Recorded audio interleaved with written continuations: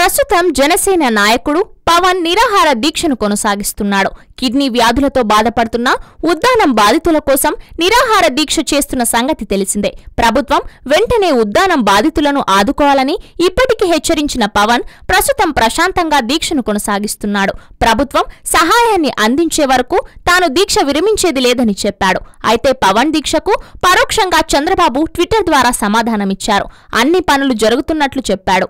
ఇంకా ఏమన్నారంటే, ఉద్దానం సమస్యపై ప్రత్యేక చొరవతో కార్యక్రమాలు చేపడుతున్నాం. గతేడాది జనవరి నుండి ఏప్రిల్ 15వ తేదీ వరకు ఉద్దానం 7 మండలాల్లోని 176 గ్రామాల్లో స్క్రీనింగ్ నిర్వహించి 1,01,593 మందిలో రుగ్మతలను గుర్తించారు.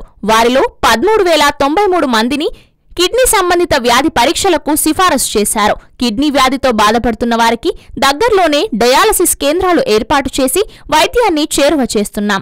శ్రీకాకుళం రిమ్స్ లో 16, టెక్కల్ ఏరియా ఆసుపత్రిలో 8, పాలకొండ ఏరియా ఆసుపత్రిలో 5, పలాస సామాజిక ఆసుపత్రిలో 8, సోంపేట సామాజిక ఆసుపత్రిలో 12 డయాలసిస్ మిషన్లను ఏర్పాటు చేశాం. క్రానిక్ కిడ్నీ వ్యాధుల మూలాల్ని కనుగొనుటకు పరిశోధన మొదలైంది.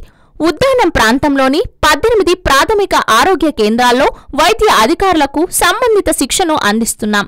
గ్రామాల్లో ఏఎన్ఎం, ఆశా, అంగన్వాడీ సాధికార మిత్రలతో గ్రామస్థాయి కమిటీని నియమించి అవగాహన కార్యక్రమాలను చేపడుతున్నామని ముఖ్యమంత్రి చంద్రబాబు పేర్కొన్నారు.